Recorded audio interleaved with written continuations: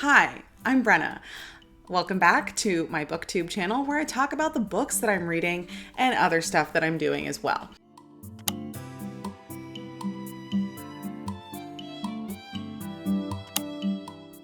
So this past February was a longer February than normal, but I still feel a little disappointed in the amount of books that I actually got to read this month. I felt like I did read more in January. I'm actually not sure. I haven't looked at all the numbers yet. It is the last day of February.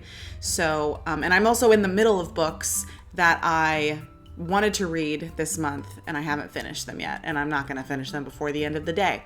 So I'm just going to go through all the books that I read and I'll tell you a little bit about what I thought of them. So one book that I ended up reading on the last day of January that I didn't mention in the books that I read in January was Attack of the Black Rectangles by A.S. King, which is a YA novel. I listened to it on audio and it's about a group of young kids. There's like 3 of them. The main character is a young boy, very much Hogwarts trio coded if Harry and Hermione ended up together. But in the book, the main character and his friends are in a 5th grade classroom, which you already have to kind of consciously suspend your disbelief because these kids do legitimately talk like they're college level students. So in their 5th grade classroom, they're reading a book called The Devil's Arithmetic by Jane Yolen, which is about the Holocaust.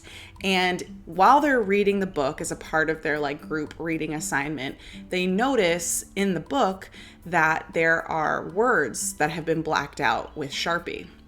And they're like, wow, this is weird. Why do all the books that we have these words blacked out? Like, what are they trying to hide? So they end up going to the bookstore to find a unmarked copy of The Devil's Arithmetic, and they find out that the words that are being covered by the Sharpie marker are references to young girls' breasts. And specifically, not necessarily in a sexual way either, like the fact that they're naked and walking into a gas chamber in the Holocaust. And so the kids, recognizing how kind of silly and almost insulting it is to them that they aren't allowed to read books with these words in them, not necessarily about something that is sexual, but something that is actually kind of sad and humiliating and heartbreaking to read.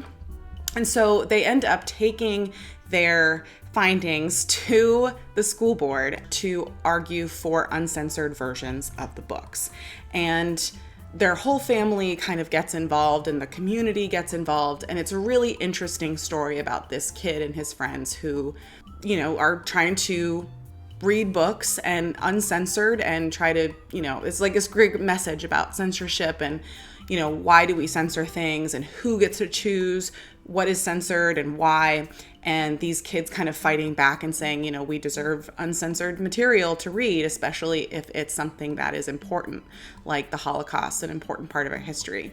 There's another subplot that happens in this book that I think is really interesting, and it has to do with the main character's dad.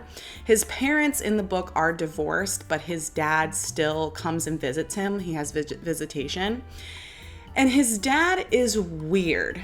And obviously, from the perspective of the main character, we're not getting the full picture about what's going on with his dad. His dad tells him that he's an alien, and that's why he can't be married to his mom anymore. And that's why he's so different around other people in their community. And every time he comes over to visit his son, he's working on this old car, and he calls it his spaceship. And he ends up, at one point in the book, the main character is woken up by his dad, in the middle of the night to basically go on a drive around town. But the way his dad presents it, it's like, we're going to go ride in the spaceship. And he believes it, even though he knows that this is kind of wrong what his dad is doing, right? Because he has to go to school the next day. He really can't stay out driving around with his dad. And there's a lot of other things that end up coming out about his dad, and the main character is kind of dealing with his father and, what his father means to him. It's intensely fascinating, and I think it's a really well-written story. I do love a lot of A.S. King's writing. I really enjoyed it. I can't say any bad things about this book. Okay, the other book that I ended up finishing at the start of February was I'm Glad My Mom Died by Jeanette McCurdy, her memoir. I listened to this on audio and also read along with the book as well. She reads the audiobook, which is very good, and the memoir itself is so powerful. Again, she's writing it from the perspective of her younger self. So her perspective of her mom is shaped by the perspective that she had of her mom when she was younger, which was her mom could do no wrong. Even though we as the reader, and her as the writer in a sense too, know that what her mom is doing is extremely harmful and narcissistic and just very abusive to Jeanette as a young woman and a child, and her family and the dysfunction surrounding her mother and father and her family members. Jeanette McCurdy, obviously we know her from the famous Nickelodeon show, but she's an incredible writer. And there's one point in the book where she talks about going to her mom with something that she's written and being really proud of it and wanting her mom to like approve of what she's done as a creative endeavor. And her mom's like, why would you do that? Why would you be a writer? You need to be in front of the camera, obviously. Like, you need to be an actress. That's what you want to do, which is actually what her mom wants to do.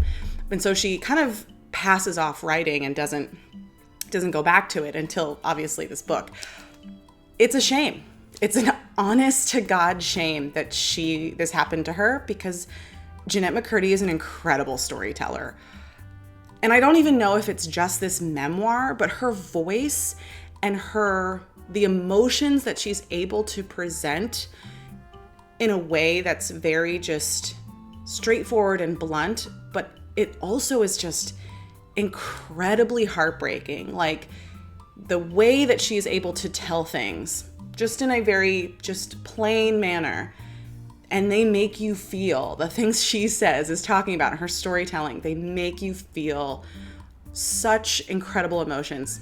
She's a great writer. I think that's the main thing I took away from this memoir, is that she just was an incredible writer. Okay, so this is after I read those two books, I did start going into the Prime Reads. Let me explain what Prime Reads is. Prime Reads does these little groups of short stories, and sometimes they're sci-fi, fantasy, romance, and when you borrow them from Prime Reads, if you have an Amazon Prime account, you can get the ebook and the audiobook simultaneously and listen and read at the same time, which is what I ended up doing for a bunch of different short stories. So the first one that I read in a series was a sci-fi series, and I read Void by Veronica Roth, which I did like, and it honestly did make me want to read more Veronica Roth. I have another book of her short stories that I might actually read in March. I might get to that. I also read Just Out of Jupiter's Reach by Nieti Okorafor. Very interesting concept. I almost would have liked it more as a longer form story. And I have read a lot of her other short form writing and some of her YA writing, and I did enjoy it. So it's something that I think she's an author I definitely would want to come back to. The next one was Emergency Skin by N.K. Jemisin. I have The Killing Moon on my bookshelf, and that's definitely one I want to hit up within either March or April, because I did really enjoy the way N.K. Jemisin told the story of this like future universe where Earth had been, people sent, embryos into space so that they could colonize other planets. And this AI is basically telling the story through its communication with the person that it's supposed to follow. It's kind of an interesting storytelling medium, which I will say. And I will be interested to read The Killing Moon by N.K. Jemisin soon. I did read a bunch of romance, which gonna be honest, I'm not a big romance reader. I do enjoy romance, and I have enjoyed romance a great deal in the past, but I'm not a huge romance reader. I'm gonna be upfront with you. But I'm interested in getting back into the genre. So I did read a bunch. I don't know if these are authors that are prominent in the romance category, but they would be authors I would pick up again. The first one was The Exception to the Rule, which I do enjoy the like emails back and forth. That is a trope that I do enjoy reading, is two characters emailing each other back and forth. I really enjoyed that. This one was really cool because it happened over the course of several years, and you kind of got to see their growth as a partnership. I really enjoyed that. That was cute. Rosie and the Dreamboat. I'm trying to think what that one was about. Rosie and the Dreamboat. I think that one was kind of weird. I didn't really like the forced proximity trope in that particular story, because it was just, I'm slightly claustrophobic, and I think that this is the one that I remember reading. And there's like a moment where there's like the whole story, she's like trapped inside this thing for several hours. It made me incredibly nervous. And I also didn't think that them like actually getting together at the end was very satisfying, for having to read all of that about her being trapped inside a small space. Okay, next up. Worst Wingman Ever. Very cute. I enjoyed it. Would read Abby Jimenez again. Drop, Cover, and Hold On. Another interesting one. I liked the idea of the bakery. I also liked the idea of the grumpy sunshine trope. I haven't read a lot of that before, and I did enjoy it in this one, especially when she mistakes his grumpiness for like hating her, and she's like, oh, well, he hates me, gross, even though he actually super has the hots for her. Absolutely love that. Another one I read was With Any Luck by Ashley Poston. And that one I literally can't remember, so we're moving on. Okay, I did DNF a bunch of books. I accidentally downloaded a book on my Kindle, and I didn't mean to read it. I started reading it, and I was like, no, I never intended to read this in the first place. I have to move on. I also finished one of the textbooks that I wanted to read this month, which was How Does the Show Go On? By An Introduction to Theater by Thomas Schumacher, who produced The Lion King on Broadway. It's a great book. I don't have it with me. I took it back to school with me, but it's a really great little ergodic textbook that has things you can pull out and do. And I was able to finish all of the kind of lesson planning for that textbook, and hopefully I'll use that in the future. The next one I read that I didn't get to talk about in my vlog was Boys Run the Riot. The author is Kyoto Gaku, and this is a manga series about a transgender boy who is not accepted. I mean, he goes to school in Japan, and his classmates don't really see him as a boy the way he wants to be seen. The only time he ever feels himself is when he's wearing his favorite clothing, and he ends up meeting this other boy in his class who is kind of blasé about his identity. He's very nonchalant, doesn't really like to follow the rules, and just doesn't really care what other people think. And our main character is like kind of resentful of this, because he obviously wants to live in his own identity and be accepted for exactly who he is. And anyway, they end up befriending each other, the main character and this other kind of nonchalant bad boy. And the nonchalant bad boy is like, hey, you want to start a clothing brand? Like, you have really good taste in clothing. You want to start a clothing brand? And so that's it. That's what they do. And there's this kind of message of like, obviously being accepting of who you are and your identity, but also presenting that to the rest of the world and having them accept you as well as this kind of idea of people who don't accept you and who are bullying others, and this shared bond that can be created when you are bullied for something that you care about and something that you like. I really, really liked the first volume in the series, and I definitely will go look for the second or more in the series. I really enjoyed this manga. Loved it. Definitely will continue the series to see what happens with the brand that they create. The art is also fantastic in this as well. The way that they draw the clothes, I would definitely want to buy the clothes and wear them because they're very cool. Okay, so then the next book, I read more in the Prime series. And this was part of a series called Warmer, and I'm going to be honest, I didn't fully like it. Oh, I guess that's it. I guess that's all that I read. Okay. I didn't fully enjoy the two stories I read in this particular series on Prime Reads. The first one was Boca Raton by Lauren Groff. I live in Florida, so I really feel like I'm like obligated to read Lauren Groff. I haven't read Fates and Furies. I haven't read Florida, but I did want to read her books, and so I don't have any on my shelf. But I did see she had a short story, and I wanted to check it out. This one was crazy. I'm not going to say I didn't like it, but it does make me hesitant to read more Lauren Groff. It makes me really hesitant to read her other stuff because this story was creepy AF. Like, obviously it's about global warming and about climate change, but the stuff that it's just, I don't even know how to describe it. There was just moments where it was like almost gruesome to read.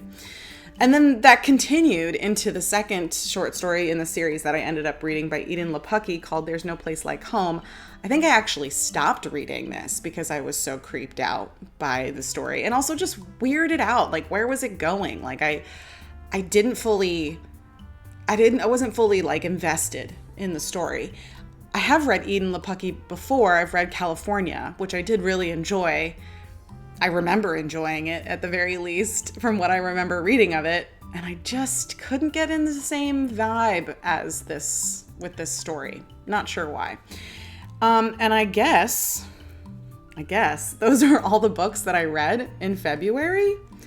It seems like not a lot. How many is that? I am reading two others technically that I wanted to read in February that I didn't get to. So wait, let me just really quick count those books. 1, 2, 13, 14, 15, 16. Okay, so that is more than I read in January. Not bad. Could have been better. Especially because I didn't read the books that I really wanted to read. Okay, that's it for February. I hope you enjoyed this. Have a fabulous day, and I'll see you in the next one. Bye!